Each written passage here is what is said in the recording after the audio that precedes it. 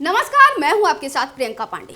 पश्चिम बंगाल विधानसभा में पहलगाम आतंकी हमले और भारतीय सेना की जवाबी कार्रवाई ऑपरेशन सिंदूर पर विशेष प्रस्ताव पारित किया गया है।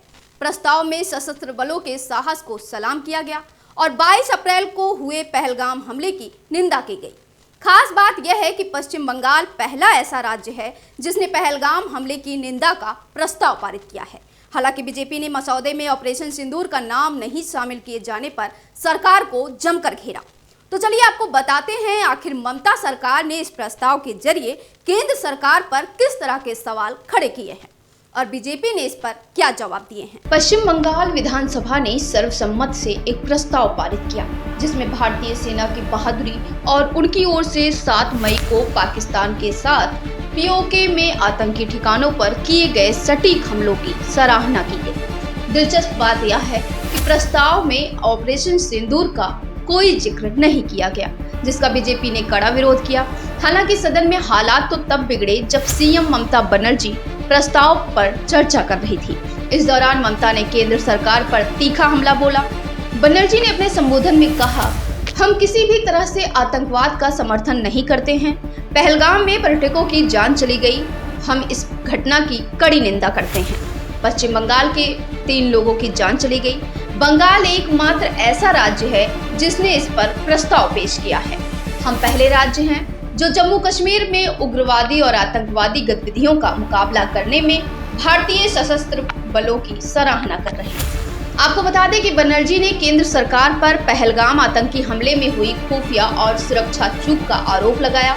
साथ ही पहलगाम हमले में हुई 26 लोगों की मौत के लिए केंद्र को जिम्मेदार ठहराया। सीएम ममता बनर्जी ने केंद्र पर हमला बोलते हुए कहा, यह नृशंस हमला हमारे नागरिकों की सुरक्षा करने में केंद्र की विफलता को उजागर करता है।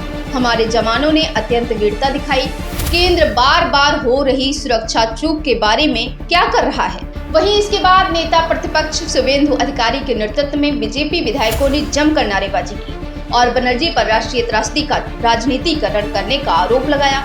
इस दौरान विपक्ष के नेता शुवेंदु अधिकारी ने विधानसभा स्पीकर विमान बंदोपाध्याय से अपील की कि प्रस्ताव में ऑपरेशन सिंदूर का नाम जरूर जोड़ा जाए। उन्होंने कहा, यह ऑपरेशन भारतीय सेना की वीरता का प्रतीक है और इसका नाम न शामिल करना सेना का अपमान है।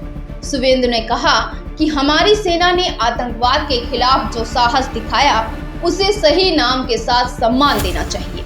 दरअसल ये कोई पहला दफा नहीं है जब इस मामले पर सीएम ममता केंद्र सरकार को निशाने पर ले चुकी हैं। उन्होंने 29 मई को कोलकाता में पीएम मोदी को लेकर कहा था कि पीएम मोदी ऐसे बात कर रहे हैं जैसे हर महिला के पति हों।